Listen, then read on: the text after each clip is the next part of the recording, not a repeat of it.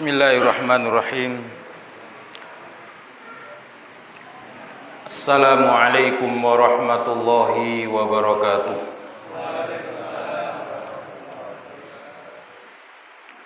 Innal hamdalillah nahmaduhu wa nasta'inuhu wa nastaghfiruh wa na'udzu billahi min shururi anfusina wasayyiati a'malina may yahdihillahu fala mudilla lahu wa may yudlil falan tajida lahu waliyan mursyida. Asyhadu an la ilaha illallah wahdahu la syarika lah wa ashhadu anna Muhammadan abduhu wa rasuluhu la nabiyya wa la rasula ba'dah. Allahumma salli wa sallim ala nabiyyina Muhammad wa ala alihi wa ashabihi wa man tabi'ahum bil huda wa bil ihsan ila yaumil qiyamah. Rabbi shrah li sadri wa yassir li amri wahlul 'uqdatan min lisani yafqahu qawli, amma ba'd. Fa inna asdaqal hadithi kitabullah wa khairal hadi hadiyu Muhammadin sallallahu alaihi wasallam wa syarrul umuri muhdatsatuha fa inna kulla muhdatsatin bid'ah wa kulla bid'atin dhalalah wa kulla dhalalatin finnar. Ma'asyiral muslimin, saudaraku kaum muslimin, ikhwan fiddin yang semoga senantiasa diberkahi dan dirahmati oleh Allah tabaraka wa ta'ala. Puji syukur kepada Allah tabaraka wa ta'ala yang telah banyak memberikan nikmat kepada kita semuanya. Salawat serta salam semoga tetap tercurah limpahkan kepada junjungan kita Nabi Muhammad sallallahu alaihi wasallam. Kita bersyukur kepada Allah tabaraka wa ta'ala, malam hari ini kita masih diberikan istita'ah oleh Allah tabaraka wa ta'ala, kemampuan untuk kita beramal saleh, menjalankan ketaatan perintah-perintah Allah tabaraka wa ta'ala. Malam ini pekan ketiga dari rutinitas kita. Tema kita malam hari ini adalah membaca kitab Masailul Jahiliyah yang ditulis oleh belionya Fadilatus Syekh Muhammad ibnu Abdul Wahhab rahimahullah tabaraka wa ta'ala. Kita membaca kitab ini sesuai dengan apa yang dijelaskan oleh beliaunya Fadilatus Syekh Al-Allamah Saleh Ibnu Fauzan Al-Fauzan hafizahullah tabaraka wa ta'ala. Dalam pembahasan yang telah lalu, kita telah membahas tentang permasalahan jahiliyah khalafahum bihi Rasulullah sallallahu alaihi wasallam, yang diselisihi oleh beliau baginda Nabi Muhammad sallallahu alaihi wasallam, yaitu permasalahan tentang tercelanya perbuatan ghulu, al-ghulu fid din. Dalam kesempatan yang semoga diberkahi oleh Allah tabaraka wa ta'ala ini, kita akan membaca pembahasan tentang permasalahan jahiliyah yang tercela, yang diselisihi oleh beliaunya baginda Nabi Muhammad sallallahu alaihi wasallam, yaitu kebiasaan orang-orang jahiliyah yang mereka berdalil tidak dianggapnya sesuatu sebagai bentuk kebenaran apabila hal itu diikuti oleh orang-orang miskin. Al-istidlal ala butlan syai' bi annahu lam yattabi'u illa du'afa. Yaitu apa? Ketika permasalahan orang-orang jahiliyah terdahulu, mereka menganggap bahwasannya sebuah kebenaran itu tolak ukurnya adalah ketika tolak ukur kebenaran itu diikuti oleh orang-orang berada atau orang-orang kaya. Pembahasan ini disampaikan oleh beliaunya Syekh dalam beberapa pembahasan dalam bab yang berbeda-beda. Tetapi dalam kesempatan yang semoga diberkahi oleh Allah Tabaraka wa Ta'ala ini, kita akan menggabungkan beberapa pembahasan yang memiliki persamaan makna dalam pembahasan. Misalnya dalam pembahasan yang berikutnya ada pembahasan tentang al-ightiraru bid-dunya. Apa yang menyebabkan mereka memiliki pemahaman yang seperti itu? Karena orang-orang jahiliyah terdahulu mereka mengedepankan, mementingkan kehidupan prioritas dari prioritas dunia ini. Mereka terlena al-ightirar bidunya dengan urusan-urusan dunia. Mereka memiliki pemahaman annal hayatad dunya, bahwasanya kehidupan dunia ini telah membuat mereka tertipu, gharratuhum fadhannu anna ata'allahi minha yadullu ala ridahu. Puncaknya mereka menganggap pemikiran materialistis ini sehingga banyak di antara mereka yang berpahaman ketika mereka diberikan harta benda dunia, mereka berkeyakinan itu tanda bahwasannya Allah ridho dengan semua perbuatan mereka. Kaqaulihim, kisah mereka ini dikisahkan oleh Allah Tabaraka wa Ta'ala tentang kisahnya kaumnya Nabi Nuh, yang ketika pada waktu diutus Nuh di tengah-tengah mereka, dan ketika Nabi Nuh diikuti oleh orang-orang miskin, orang-orang tidak berada, dan kebanyakan mereka yang menolak ajaran Nabi Nuh pada waktu itu adalah orang-orang kaya.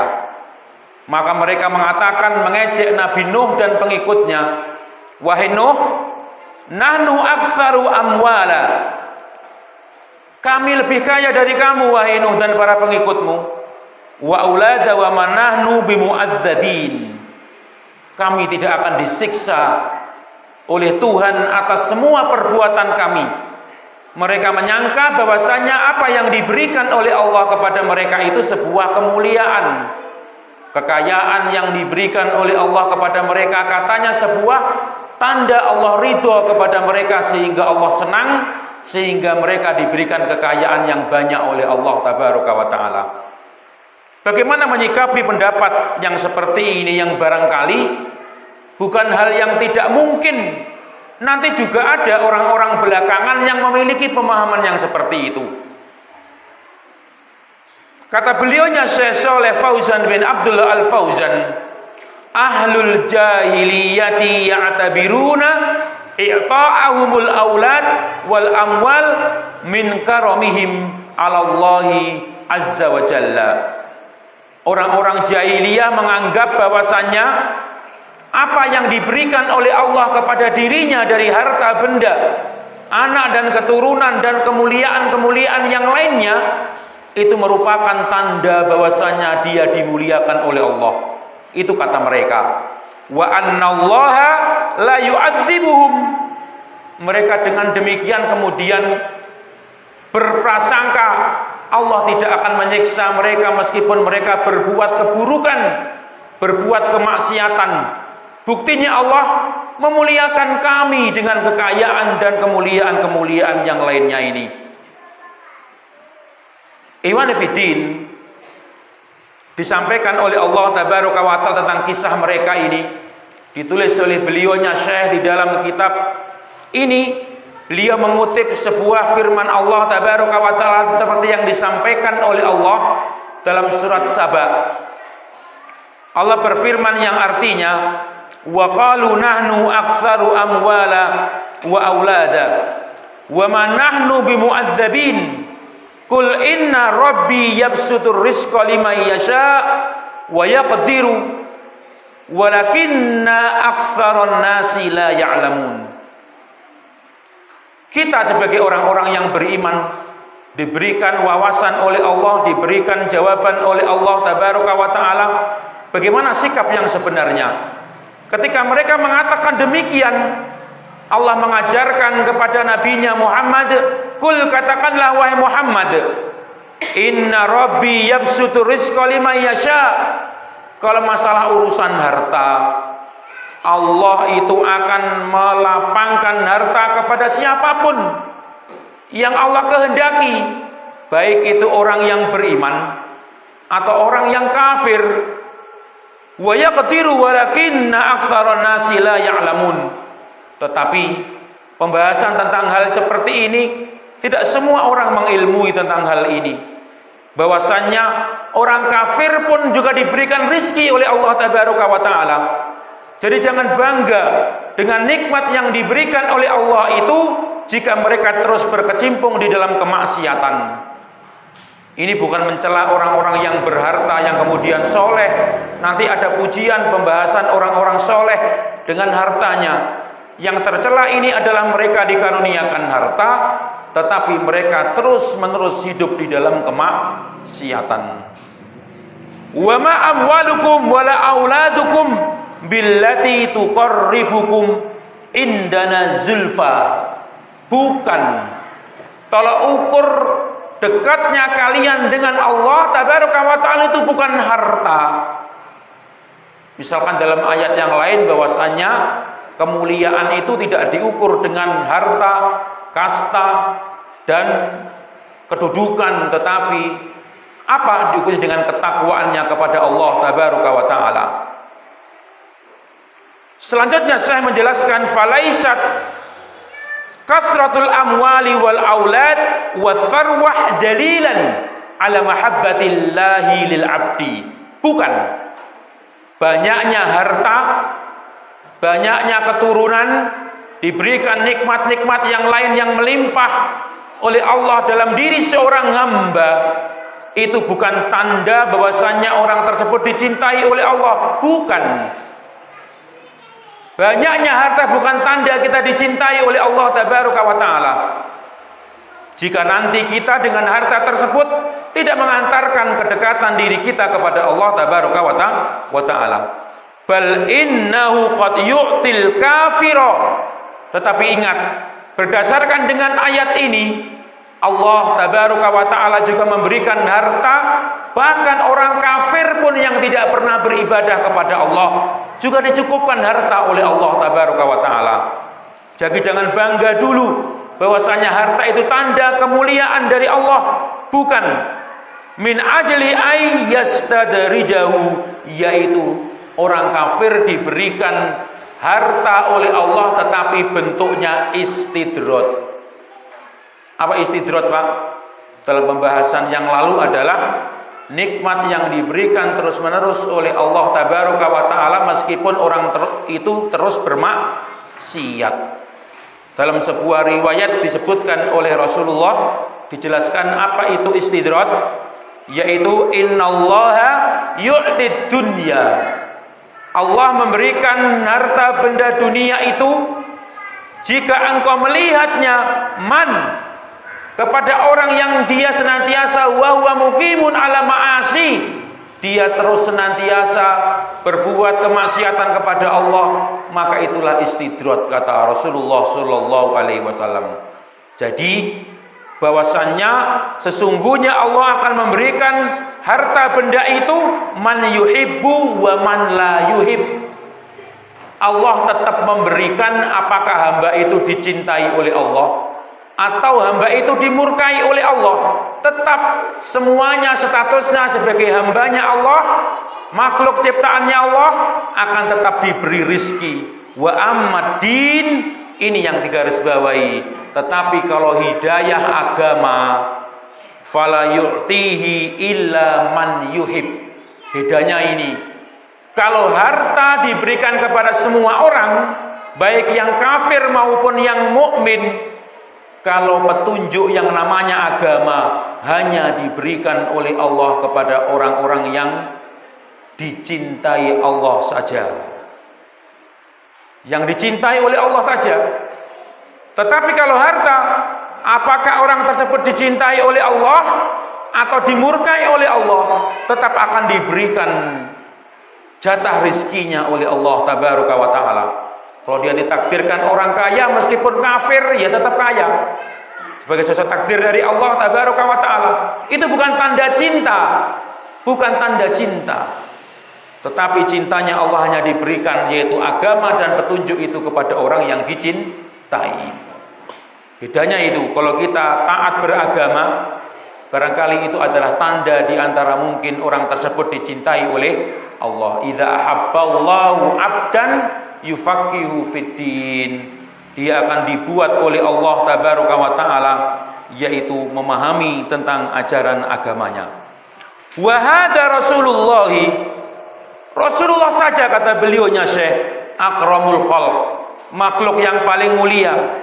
Wa kadzalika sahabah, begitupun juga sahabatnya Nabi Muhammad sallallahu alaihi wasallam, yusibuhumul ju'. Terkadang mereka tidak punya harta benda, kelaparan. Pernah Rasulullah sallallahu alaihi wasallam itu 3 tahun makannya cuman rumput, Pak. Karena dikepung sama orang-orang Quraisy. Tidak boleh makan. Kalau ada orang yang ngasih makan Rasulullah, akan ditangkap sama orang Quraisy. Apakah itu tandanya Rasulullah tidak dicintai oleh Allah? Dicintai. Nah, dicintai. Di saat kemudian orang-orang kafir wal kufar yasrahuna wa yamrahuna, mereka bergembira fin ni'am, terhadap nikmat yang diberikan oleh Allah. Orang Quraisy hidup senang, Rasulullah dikepung 3 tahun tidak makan kecuali rerumputan dan daun-daun yang ada di perkampungannya pada waktu itu yang beliau dikepung. Tetapi pembahasan ini, kata beliaunya Syekh, min babil istidraj lahum, itu sebagai bentuk istidraj yang diberikan oleh Allah kepada orang-orang kafir tersebut. Istidraj itu apa toh? Istidraj itu misalkan contohnya hartanya melimpah, tetapi tidak pernah dia gunakan untuk beribadah kepada Allah tabaraka wa taala. Istidraj itu apa toh? Misalnya rezekinya berlipat-lipat, tetapi dia tidak pernah sholat, tapi tetap mengalir aja rezekinya itu, tetap kaya-kaya saja. Dinasihati tidak mempan, dan terus dia berbuat maksiat. Itu istidraj. Tidak pernah sholat, tetapi tetap sugih-sugih kemawon. Orangnya terhormat, terpandang di masyarakat misalkan, padahal perangainya tercela, perbuatannya saling melakukan perbuatan-perbuatan yang haram. Dia diikuti, diteladani, diidolakan, viral dalam bahasa sekarang. Padahal mungkin dia yang keviralannya tersebut dalam bab, kalau perempuan mungkin dalam bab mengumbar aurat.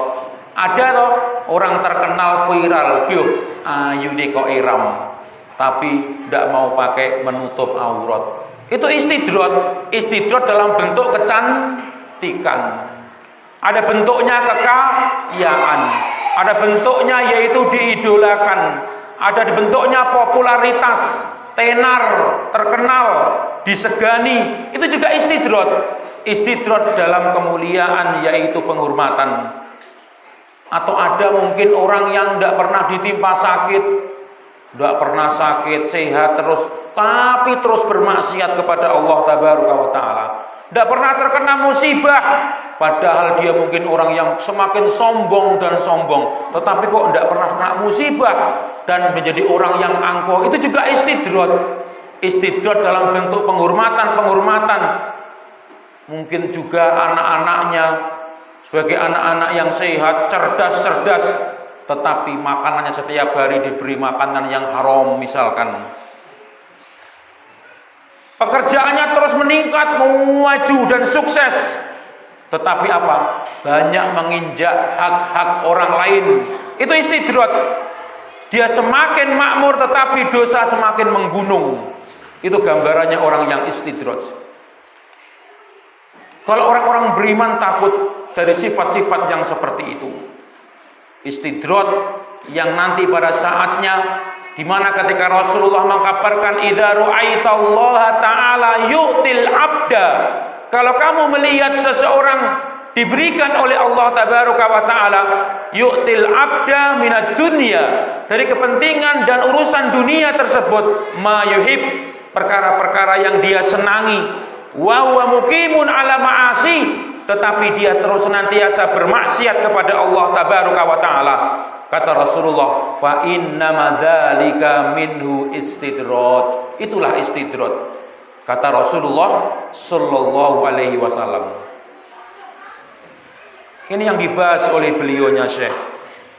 Ini masih bab yang berikutnya, ini masih sama. Beberapa bab ini tentang hal ini. Tarkud duhul fil haq idza sabaqahum ilaihi du'afa. Di antara pengaruhnya, mereka ini tidak mau mengakui sebuah kebenaran. Qala Allah, qala Rasul, ditolak sama mereka.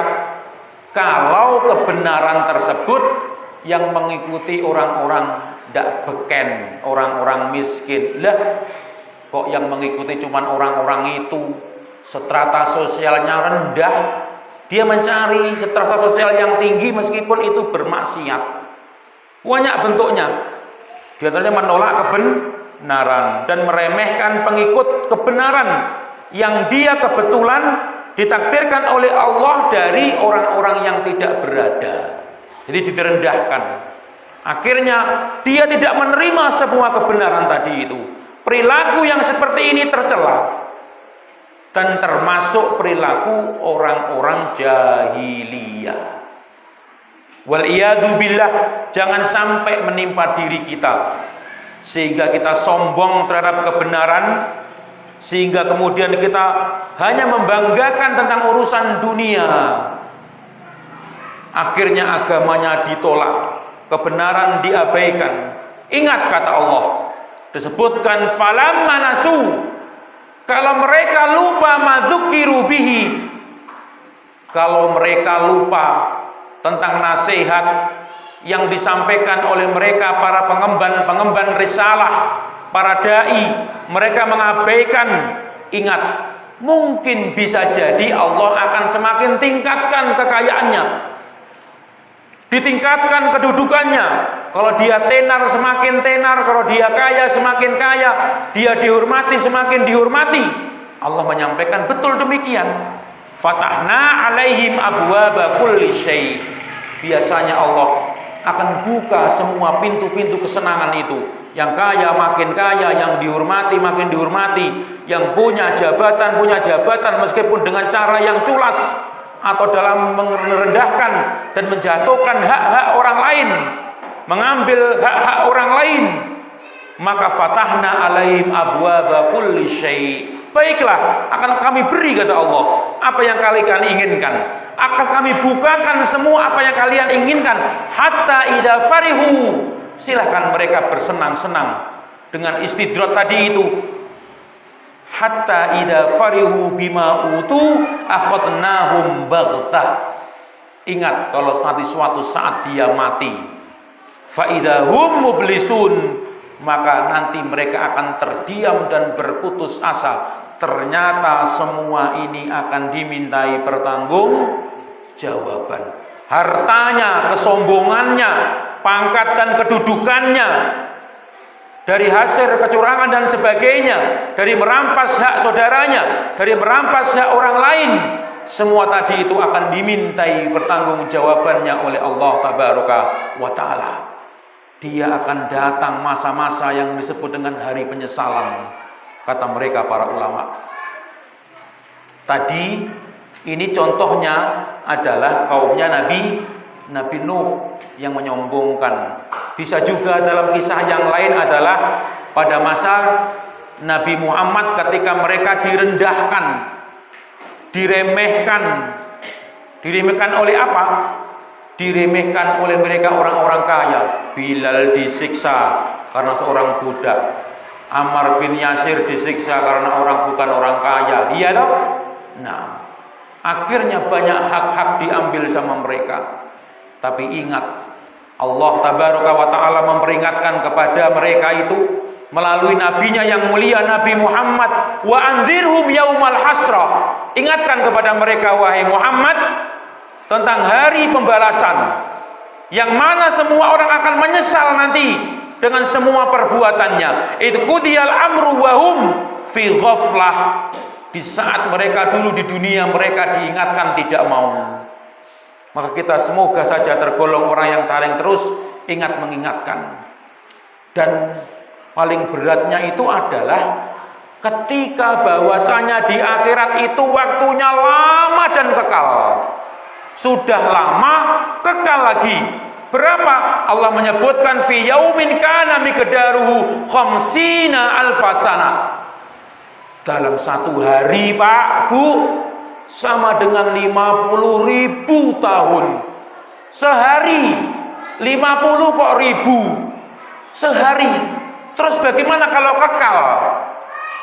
Kekal kalau mereka di akhirat berdasarkan dengan dalil, berdasarkan dengan keimanan yang dikabarkan oleh Allah dan Rasulullah, mereka kekal. Betul, Rasulullah mengkabarkan kekal mereka. Dan ketika mereka mendapatkan siksaan yang pedih itu, kok tiba-tiba dikabarkan akan kekal. Mereka saking takut dan sedihnya hari penyesalan pada waktu itu, Rasulullah mengkabarkan hanya mendengar mereka kekal, mereka akan langsung mati, kata Rasulullah SAW. Tidak disiksa, tidak dipukul, tidak digebuk, hanya dengar dengan siksaan yang pedih itu, dikabarkan kamu akan kekal di sini. Langsung dengar kabar itu mereka akan langsung mati, kata Rasulullah. Sama juga penduduk surga. Penduduk surga ketika dia mendapatkan kenikmatan yang begitu dahsyat nikmatnya, di surga yang begitu nikmat, tiba-tiba dikabari kamu kekal di sini. Saking senengnya, kata Rasulullah, bisa-bisa orang yang seneng itu juga akan mati saat itu juga. Rasulullah mengabarkan falaula annallaha qadha li ahlil jannah, kalaulah Allah tidak menetapkan kepada penduduk surga al-hayata wal baqa, kekekalan, lamatu faraha, dia mendengar akan dibuat kekal itu saking senengnya, dia akan mati seketika. Begitu penduduk neraka, laula annallaha qadha li ahli nar, kalau Allah tidak menetapkan kepada penduduk neraka al-baqa wal hayah, lamatu taruha, dia karena dengar saking takutnya, denger toh dikabari kalau dia akan kekal, saking sedihnya, saking menyesalnya, dia akan mati taruha karena menyesal. Makanya mereka dibuat kekal oleh Allah Tabaraka wa Ta'ala. Panjenengan nate mireng, Pak, Bu, hadis yang menceritakan tentang ketika kematian disembelih. Kematian kok disembelih? Kan sudah mati kok disembelih? Itulah yang dikabarkan oleh Rasulullah dalam sebuah riwayat. Al-Imam Al-Bukhari meriwayatkan, Imam Muslim meriwayatkan, yu'ta bil maut kahayati qabsin amlah. Kematian manusia itu nanti di akhirat akan didatangkan oleh Allah, wujudnya seperti seekor domba yang ginu-ginu, gendut, lemu. Fayunadi bihi yunamunadin, ada orang yang menyeru mereka, memanggil kepada penduduk surga, ya alal jannah, wahai penduduk surga. Semua kemudian mereka melihat ke arah suara, fayasra'ibuna wa yanzurun, mereka melongok melihat. Fayaqulu hal ta'rifuna hadza, kamu tahu ini apa? Mereka menjawab, fayaquluna na'am. Iya, kami tahu. Hadzal maut, itu adalah kematian kami. Fakulluhum qad ra'ahu. Semua melihat, melongo. Ya ahlan nar, dipanggil lagi penduduk neraka yang ada di neraka pada waktu itu. Fayashra'ibuna wa yanzurun. Mereka melongo melihat. Ditanya lagi oleh mereka, para malaikat mengatakan, hal ta'rifuna hadza. Kamu tahu apakah ini? Fayaquluna na'am. Tahu, itu adalah kematian kami. Akhirnya apa yang terjadi pada waktu qad ra'ahu, setelah mereka melihat, yudbah bainal jannati wan nar. Kematian orang yang hidup di akhirat nanti disembelih, dan setelah itu mereka tidak akan bisa mati lagi. Meskipun mereka menyesal, takut begitu mendalam, tidak akan meninggal lagi. Mereka bergembira, senang di surganya Allah. Saking senangnya dia tidak akan meninggal lagi. Ini yang dikabarkan oleh Rasulullah Shallallahu Alaihi Wasallam, bahwasannya mereka penduduk surga dan neraka itu akan dikekalkan oleh Allah Tabaraka wa Ta'ala. Dari situ nasihatnya adalah kita ini jangan seperti orang-orang jahiliyah yang lupa bahwasannya kita ini banyak dosa. Jangan seperti orang jahiliyah yang lupa hanya karena bi'aradi minad dunya, menjual secuil dari harta benda dunia yang diberikan oleh Allah, mereka rela menjual agamanya. Mereka rela mengorbankan kehidupan yang abadi. Kebenaran ditolak, dinasehati tidak mau, dan membuat ajaran sendiri dan mengabaikan ajarannya Rasulullah Shallallahu Alaihi Wasallam. Apalagi bapak-bapak, ibu-ibu, sekarang ini kita sudah mendekati waktu masuk bulan Ramadan. Kita harus banyak-banyak bertobat. Itu yang dinasihatkan oleh mereka para ulama. Sekarang tanggal berapa Pak Bu? Tanggal berapa sekarang? Pinten Pak Bu? Sedoso nggih. Berarti kurang sekitar 19 atau 20 hari lagi kita akan masuk bulan Ramadan. Apa Pak nasihatnya kalau kita mau masuk bulan Ramadan? Sering ini kita sampaikan. Dulu waktu Ramadan yang dulu kita juga sampaikan. Tapi panjenengan masih ingat apa tidak? Apakah ada kiat-kiat khusus menyambut bulan Ramadan? Masih ingat tidak bapak-bapak, ibu-ibu? Apa diantaranya? Taubat. Terus buatan? Nggih. Di antara kiat menyambut bulan Ramadan, di saat amal ibadah pahalanya akan dilipat gandakan itu, orang mukmin yang cerdas dia akan banyak-banyak beristighfar. Kenapa kok istighfar? Kenapa? Disebutkan para ulama, apa nasihatmu wahai Syekh untuk menyambut bulan Ramadan ini? Beliau para ulama itu pasti di antara nasihatnya, alaikum bikathratil istighfar. Banyak-banyak istighfar. Loh, kenapa mau datang bulan Ramadan kok malah istighfar? Fa innadz-dzunuba tukaffirut taufiqa. Dosa seorang hamba itu seringkali akan menutupi diri seseorang sehingga sulit untuk melakukan amal soleh. Hatinya akan menipu dirinya. Hatinya akan mengingkari bagi orang-orang yang biasa bermaksiat. Nanti saya bulan Ramadan akan baca Al-Quran sekian dan sekian. Ketika bulan Ramadan datang, gak bisa. Kenapa? Kebiasaannya kan tidak pernah baca Quran. Kebiasaannya sering bermaksiat, akhirnya sulit. Karena seorang hamba itu idza adnaba al-abdu, Kalau seorang hamba itu melakukan dzanban satu dosa, nukitat fi qalbihi nuqtatus sauda, ditulis titik hitam, sampai menghitam hatta ya'izza 'alal 'abdi mufaraqatuha, sulit.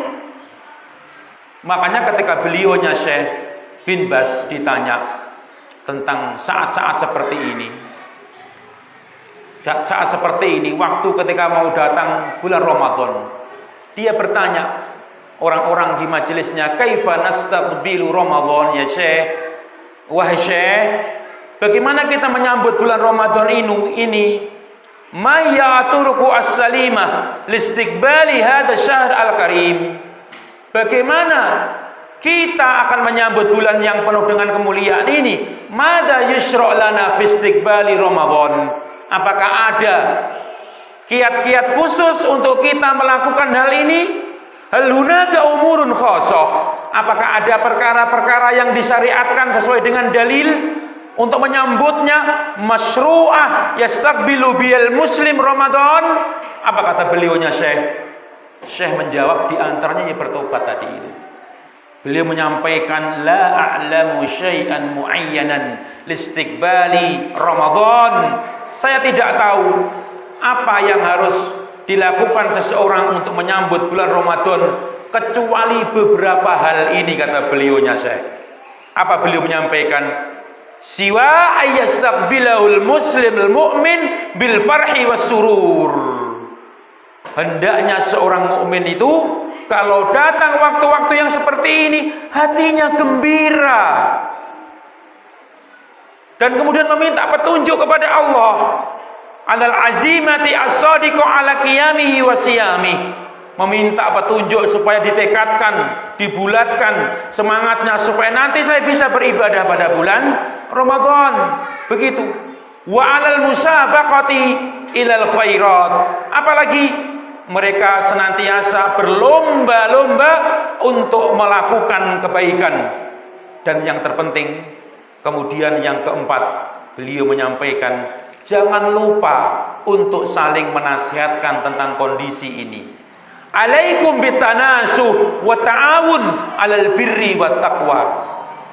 Hendaknya masing-masing kalian menyematkan, memunculkan semangat untuk saling nasihat menasihati, tolong menolong 'alal birri wat taqwa, supaya masing-masing kalian bisa mengerjakan kebaikan.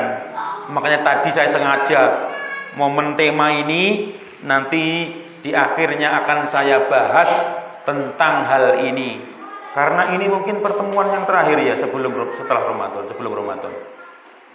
Napa enten malih pun telas nggih. Biasanya Ramadan kan libur, nggih to.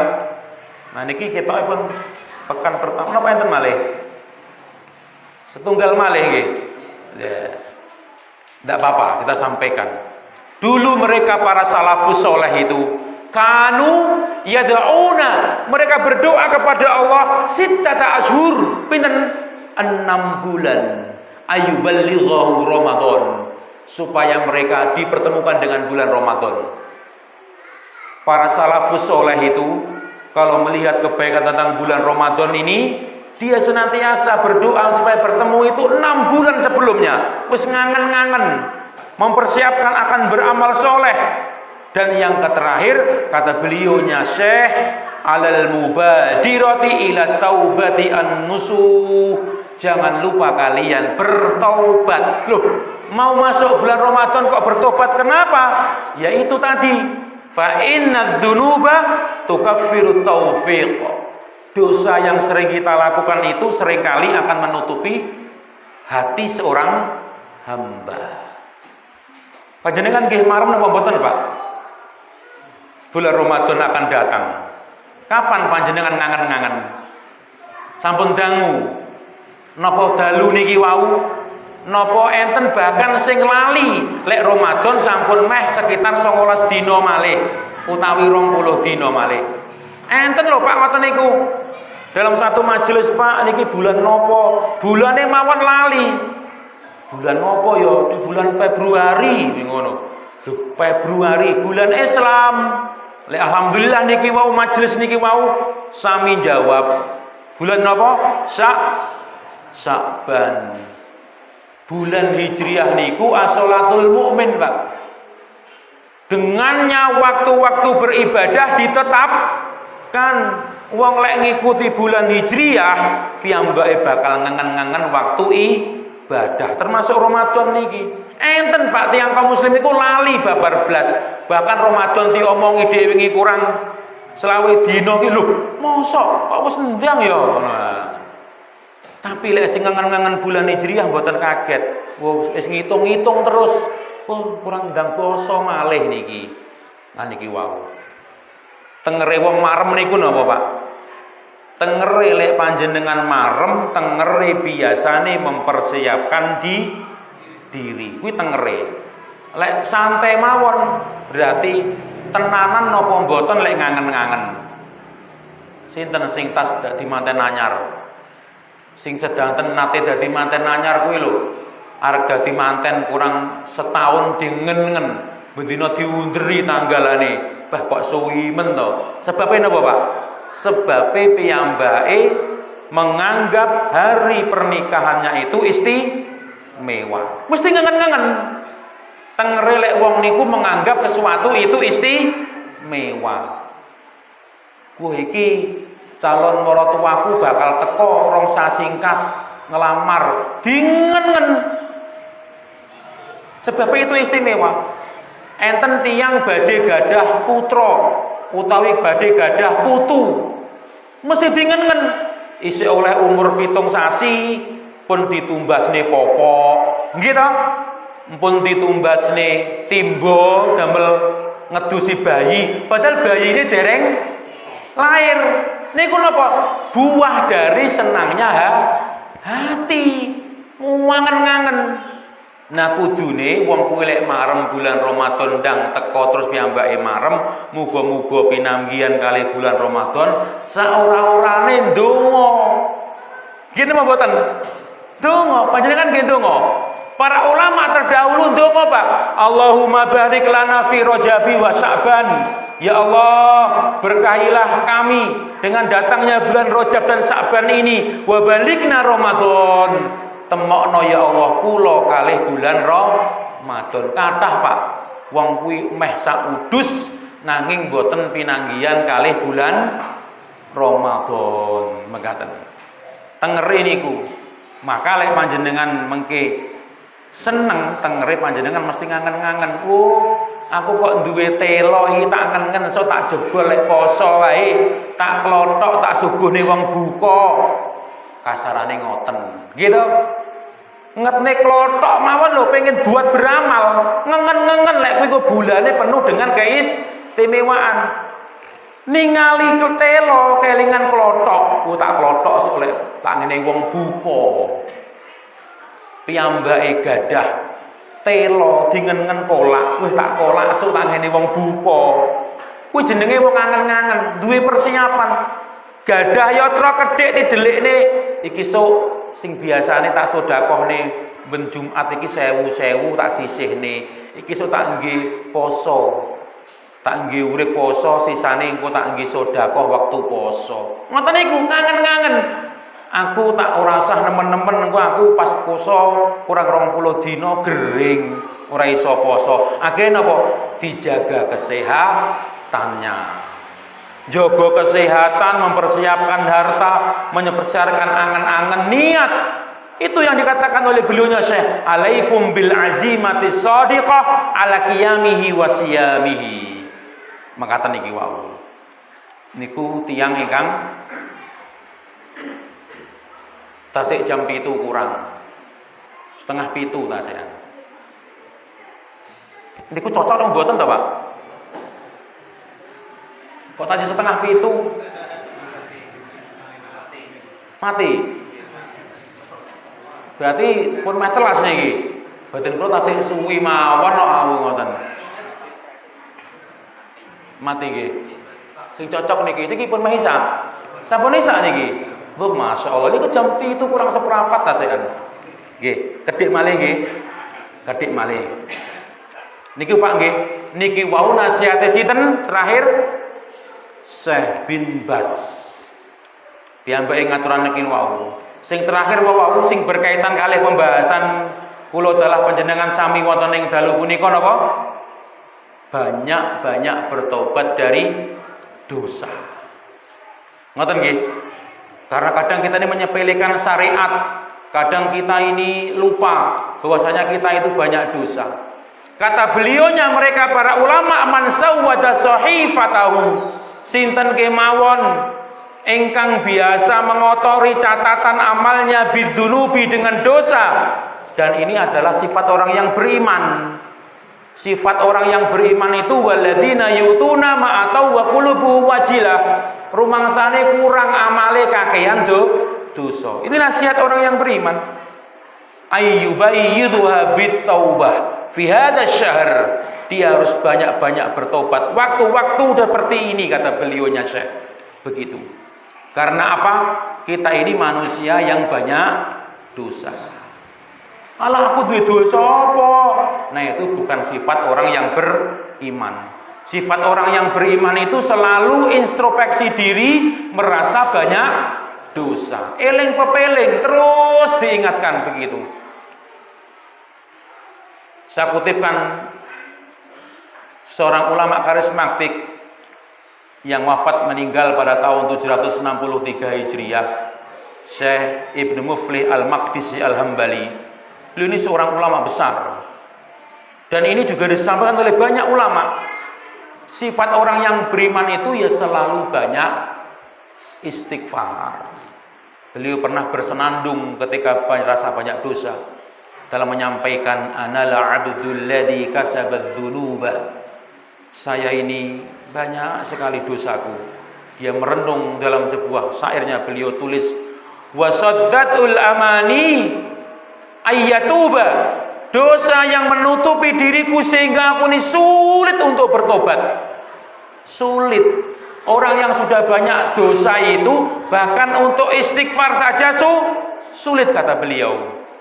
Jangan-jangan kalau kita tidak mau beristighfar, tidak mau bertobat atas nasihat para ulama, justru itu mungkin karena tanda kita banyak dosa.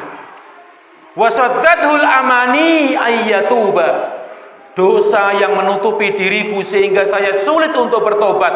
Anala abdul ladzi sutirat alaihi sohaif, saya ini hamba yang lembaran-lembaran setiap hari ditulis tentang catatan amal, lam yaqaf fiha raqiba, tetapi ternyata juga tidak kunjung rasa takut itu datang.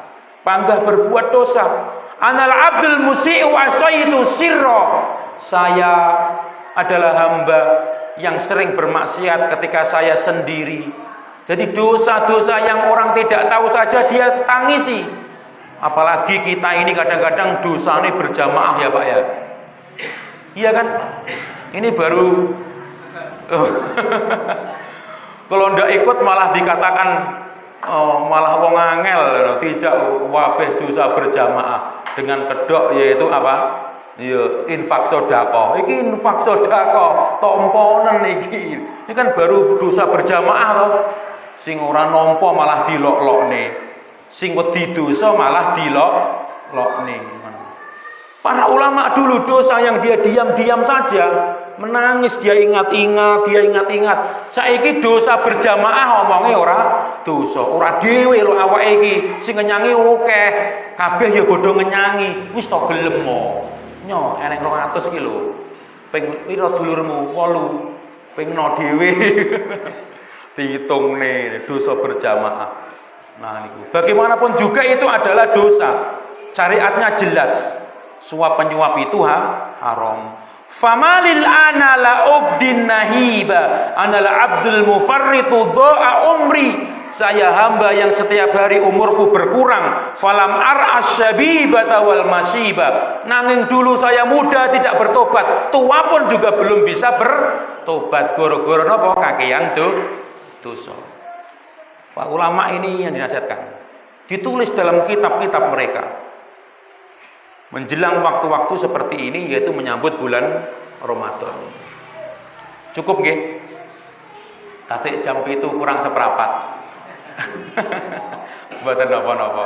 Aku lu matasmaun wastaghfirullahaladzim Makatan bapak-bapak, ibu-ibu, mugi-mugi bermanfaat ingkang sekedhik punika.